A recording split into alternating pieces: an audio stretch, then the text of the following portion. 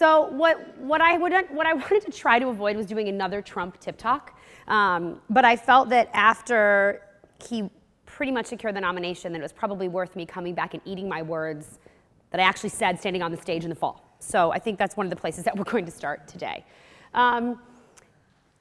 This stage on October 6, 2015, I asked this question to myself and to all of you that were here, any of you that watched it, trying to assess what it was about Trump that was so exciting to people, why it seemed like before any votes were actually cast that potentially he may be able to get some headway in the election. And what I had said was, well, he doesn't really break the mold because he falls into a lot of the political science theories that we've talked about before, and all of those theories have told us that a candidate like Donald Trump would not be successful, okay? And so particularly, I actually watched it and quoted myself exactly so that I was sure I said it correctly. I stood here and I said, inevitably, we see a decline in poll numbers, and these candidates that are sort of waiting at the bottom, the Rubios, the Cruzes, the Bushes, are just waiting for the bottom to drop out, because it always does, okay? I was very sure, and I assured a lot of you that this would not be a problem. No, political science tells us these theories, particularly about the last couple of election cycles, they tell us that a candidate like Trump would not ascend to a nomination and would never ascend to actually be in the White House. I redacted the student's name in case he or she didn't want to be on blast, but I said to this person, everything I've learned has been deemed basically not applicable, and we need to go back to the drawing board. So what I wanted to do in today's talk is take all of us back, including myself, back to the drawing board to say, what exactly did we miss, right? So pundits and journalists have been writing about him, writing about Trump for a while, saying like, oh, maybe this can happen. And political scientists were saying they're focusing on the wrong things. We know better, right? We always fight with pundits because we know better, of course, and they never take us seriously. We are going to be able to tell you exactly what's going to happen, and Trump will never have this rise. Well, what I want to do, and what I did, and a lot of you saw me do in class, was figure out what did I miss, and what did I not discuss. And part of what I did is the things that Dr. Muck's going to talk about. I went to comparative politics. I went to international relations to try to figure this out. But for today, I want to focus on the things in American politics that we did not think about. And I want to start with mentioning the things that we did focus on, the things that we know that have worked and have told us what was going to happen every time. And that's where we spent our time and attention while we missed other things. So one of the first things that we focused on were second choice candidates win the nomination, particularly on the Republican side. So both in 2008 and 2012, neither McCain or Mitt Romney were the first choice candidates for most Republican primary voters. They were, however, seen as the most electable in the general election. So when we're thinking about this, Donald Trump doesn't really seem to have a lot of likability with Republican primary voters. And people, even the Republican primary voters, didn't think he was electable. But maybe they liked his language, they liked his rhetoric, which we'll talk about. So maybe they identified with some of what he was saying, but never thought he was electable in the general election. And particularly in these last two election cycles, as voters started to realize that their maybe top choice candidate wasn't electable in a general election, they switched to kind of who's left in the middle or at the bottom, who can win in a general election. So if we look at 2012, and this comes from Sides and Vavrick's book, The Gamble, which is sort of the guiding force about presidential elections. We see here Gingrich and Santorum were two candidates that had a lot of support from very ideological Republican voters. They rose to the top and performed very well at the beginning of the primary season. All along, though, Romney was seen as more electable, and he kind of bobbed along. And as the two candidates that had more ideological support started to wane, we see that Romney starts to look more and more electable. And electability drives poll numbers. So we look at this and we go from the end of 2011 all the way here to April of 2012. Even though Romney was always kind of in the mix, we see big spikes from particular candidates when they said things or they did things that the voters really liked. But as it became clear that those candidates were not electable because of some gaffes they made, debate performances, lack of ability to raise funds, we see that Romney's poll numbers go up. He ends up securing the nomination. So we know that this happens. So a lot of us assumed, well, this is sort of Trump-like. And so those that are more electable in the general election, especially if the assumption is Hillary Clinton will be the Democratic nominee, who can beat her, right? It's not going to be Donald Trump, of course. Okay. The thing that we, well, I'll get to the thing that we missed, but one of the reasons that poll numbers ebb and flow and peak and valley and so forth has to do with media coverage. So what Sides and Vavrick tell us in the gamble is that as media coverage increases and as there surges, then so do the poll numbers, okay? And so with Trump, he's a ratings machine. He's still a ratings machine, right? He will always be a ratings machine, regardless of whether he's running for president or not. Excuse me. We look at a piece put together by 538, looking at the type of coverage or the amount of coverage that Donald Trump is getting. Now, what we see here is he's consistently dominating the news cycle when it comes to the Republican presidential race. Not all news, but race about the election, he is dominating the cycle. There's no peaks and valleys. It's a constant domination, which I'm sure he would love, right? It's huge. Tremendous domination, right? He would love this. So while this makes sense when we look at it here, and when we also take a look at how his poll numbers increased, even though his media coverage was pretty much the same, now we start to question, well, maybe this whole idea of media coverage surging also surges poll numbers that worked before doesn't work for Trump. So this takes us to the first thing we missed. One of the things that I said on this stage back in October is something called discovery, scrutiny, and decline. This is what Sides and Vavrick tell us. That a candidate in the primary is discovered for the first time and gets some initial media coverage, but with that coverage comes a lot of scrutiny. And we learn more about the candidate. We don't really like things particularly about that candidate. The poll numbers decline because media coverage declines. I stood on the stage and said, this is what's going to happen to Donald Trump. He's going to be Donald Trump, and we're going to figure out that maybe he's not the candidate we thought, and the media coverage is going to decline, and so are his poll numbers. Well, so that didn't happen. So, of course, I had to think about, then what did we miss? And what actually we missed takes us back to Mitt Romney. Thing one that we missed. Actually, I'm only going to talk about two things, but we missed a lot of things, but two that are important. Now, what I'm going to put up here are two quotes from this, again, from the gamble.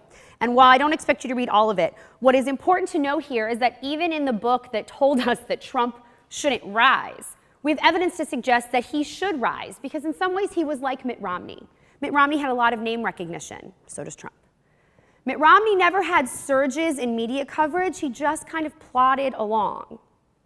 So did Trump. Because there were no surges of media coverage and not like precipitous poll numbers going up, we assumed that Romney was not loved by voters, nor loved by the party. We assumed the same thing about Trump. Yet Romney secures the nomination.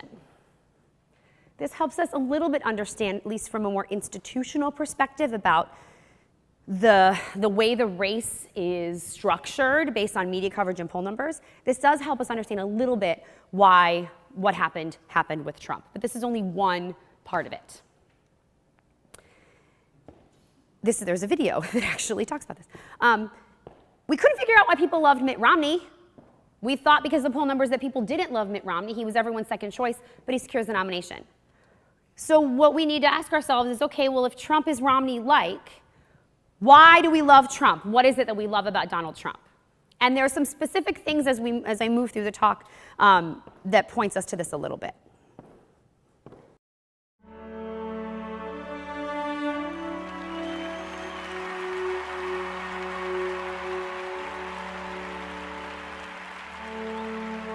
I am officially running for President of the United States, and we are going to make our country great again.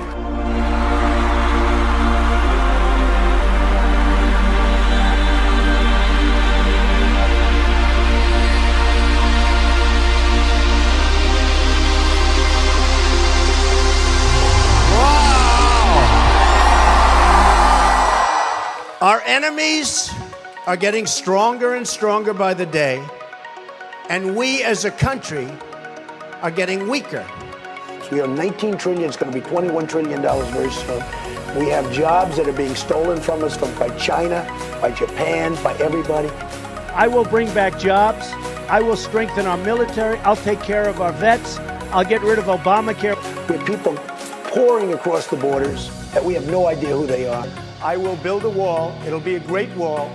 I will build the greatest wall that you've ever seen. People will not come in unless they come in legally. Drugs will not pour through that wall. And I will have Mexico pay for that wall. Mark my words. I'm talking about a wall. See that ceiling up there? Higher. We don't want this country to fall, do we? No, we don't want it. Build that wall, Donald J. Trump. Build that wall. And it's going to be a real wall. It's not going to be one of these jobs. You ever see the walls they build? They're 4 feet tall. Trucks drive over. They have ramps. A lot of the people that are running against me, they say, oh, well, Mexico will never do that. Why would they do that? Because they're politicians. They have no idea. They don't know business. Oh, I love Mexico, just so you understand. I love the Mexican people. I have thousands that have worked for me over the years. They're fantastic people. But their leaders, right? Do we love Mexico? We love Mexico. I agree. Are you racist? I am the least racist person that you have ever met. I know. You can watch all 12 minutes. It's on YouTube. Here's where we also get a sense of maybe what is going on with how do you love Trump in 12 minutes. So this rhetoric that he's using, and there's a lot of evidence to suggest, and this is one of the things here that does this, but there's a lot of evidence to suggest that after San Bernardino and after the attacks in Paris, when he turned up this rhetoric about banning Muslims and about immigration and building the wall, that this was very attractive, particularly to Republican primary voters. So we can see here what this graph does. This is also from 538. The gray line is the average national poll numbers. What the red line does is it helps explain what, like, the severity of the peaks based on these particular events. So we see that after the Paris attacks and after the San Bernardino attacks, and right before, as he turns up this rhetoric, that actually the rise is larger than we had initially anticipated. So what is it about this rhetoric and at this time that helps us understand why a party that, as a whole, the party had not embraced this rhetoric and embraced these policy ideas? Why all of a sudden does it make sense? Authoritarianism helps us understand this a little bit, and Dr. Muck's going to go into more detail when he talks about this globally. This idea that Trump, what he does is he talks about his style is simple, powerful, and punitive. These are our enemies, this is how we're going to deal with them, and they're never going to rise again. Bam, bam, bam. It's like a three-point plan, right? Who needs more than a three-point plan? It's very simple. The reason this resonates has something to do with the thing that we missed. Thank you. We missed the fear. We missed the idea that we are fearful as a nation, especially after San Bernardino. It's one thing when it happens in Paris, right? It's bad, but it's still not here. Then San Bernardino happens, and these are sort of homegrown terrorists. Now we're scared. And Donald Trump is not afraid to talk about the kind of leadership he would provide that would help us overcome this fear. So there is some data that also suggests this, some data that suggests this. We start here with the Vox is the social science data-driven website, comes out of 538 also.